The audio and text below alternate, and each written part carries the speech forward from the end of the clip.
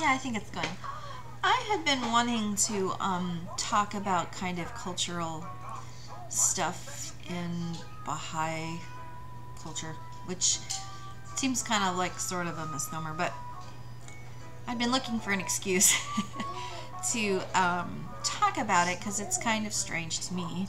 And somebody mentioned in a PM to me something about it, and so I thought I'd expand upon it some more, even from a letter that I had just written them. So one of the tenets in Baha'i faith is that you supposedly don't have to leave your cultural identity behind, and that your faith identity and that cultural identity can somehow mesh and intermingle, and that one of these also has to do with the universal language that's supposed to be a part of that.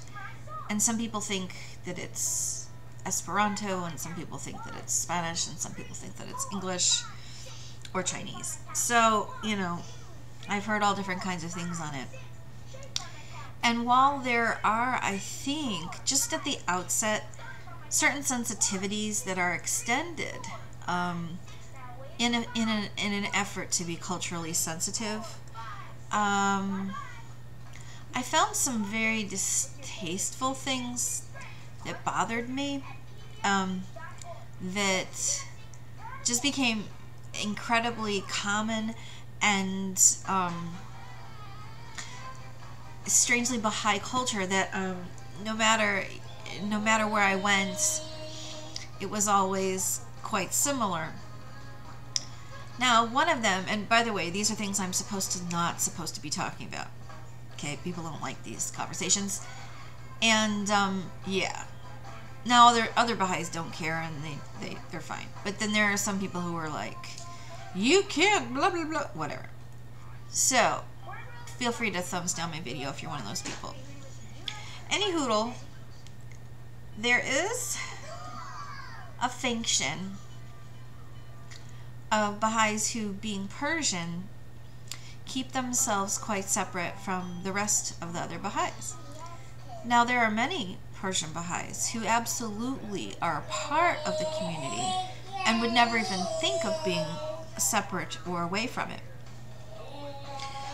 I think that part of it has to do with the fact that a lot of these are fifth-generation Baha'is, and that it's so incredibly sacred to them, and that they have probably faced a lot of persecution where they were, and that I'm sure to them Americans look incredibly flippant and possibly arrogant or haughty, flagrant, just being able to, in a public place, have a meeting, or in a park to have a celebration, or even actually, and I've heard this one, which is quite difficult, to have a worship feast, which they think is done in a way that's less than respectful, as was told to me.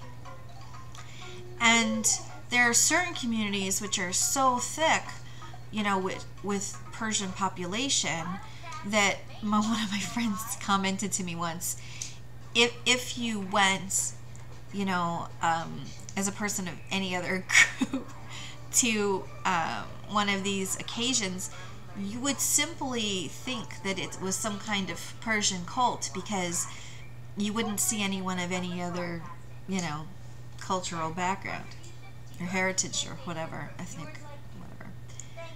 And part of that is kind of interwoven, because, you know, a lot of the, you know, scriptures are right there in Farsi or in Arabic, of course, but a lot of the greetings and, you know, certain things that are referred to commonly that you say or what have you, or the chanting and things like that. Yeah. Okay. Then there's the food, which, if you go, you'll get the rice and the chicken. And if you don't have the chicken and the rice, like, something went wrong. Which I always thought was really funny, especially for the vegetarians who were there, regardless. Yeah, there's the kissing on the cheek, which that's totally great. I've always loved that anyways, but I'm used to doing it 3 times because of the Russians, so whatever. And actually, I've had some Persians that did kiss me 3 times. Right, left, right again. Who knows? But then there's the ones that are not just the slight of positive push towards Persian culture, which kind of seemed to regard anything that was Persian or a person who was Persian or a Persian experience or a Persian blah blah blah, this or that or that, Persian, that whatever it was somehow of a higher caliber, respected more, thought of as more authentic, thought of as to be respected simply because, which I thought completely negated the quality of all people to begin with. I mean, if you're going to be saying that that's one and then you're going to be holding one higher up in esteem, where did it go? I mean, that seems quite out of balance. So there was that. Then there was, well, to me this was the most personally irritating. I call it the travelogue. And I call it that because it reminds me kind of like being at Disneyland or Epcot Center and Disney World, where basically when there were certain kind of celebrations, what have you, holy days, feasts, I don't even want to list them all, that people of whatever heritage group they had come from would either dress in their national costume or there would be like presentations of dances from every different area or songs, okay?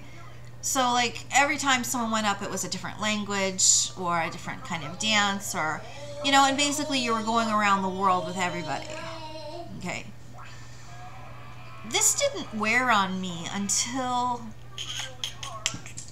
maybe the 4th or 5th year, I think, that I was a Baha'i. I'm trying to remember.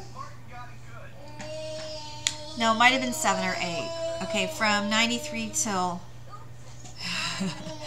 probably 99. So yeah, 6 years. Because it occurred to me while I was watching one of these, and you know, by the way, these used to thrill me, and I used to think they were so beautiful and la la la.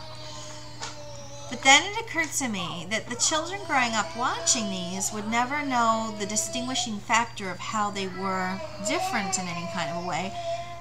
And also, they would probably not grow up doing any of those dances or songs, or maybe not speaking any of those languages. So, in a certain way, the culture would be lost, and that then they would be Baha'i culture, which didn't have that distinguishing factor at all. And then there would be some time in like 30 or 40 years when people would go to a feast and no one would know any of those dances because they hadn't come from outside of the faith in. Whereas if you had done that, you would have had those experiences, and so then you would have brought them in. And when I realized that, I was thinking, so what ends up happening is when the children grow up as Baha'is, they don't get any of the rest of that kind of cultural support, and it becomes this smoothed over Baha'i one. And the one that bugged me the most was a law that had to do with men growing their hair, and it wasn't even a law enacted yet, okay, so nobody even has to go by this.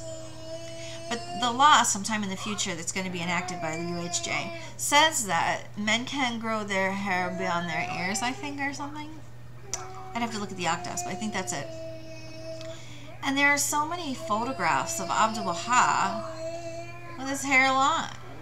So I had this feeling that some boy was going to look at that picture and just yell at his mother and say, but Mom, Abdul Baha has his hair long. And he's the most, best example we have of a Baha'i, so why is he allowed to grow his hair long? And then the mother's going to try to explain to him that the law wasn't enacted yet. It just seems very incongruent to me. So that's my little take on sort of the strange mishmashy culture, non-culture, culture, acculturation of what I experienced as a Baha'i. And I got to do that in lots of different places all over the world. So I saw consistently these kinds of things going on in every single community. And oddly, some of the rifts that it caused. So that's what it was like for me. And thanks for listening. I'm glad I got to share that. Blessings of peace.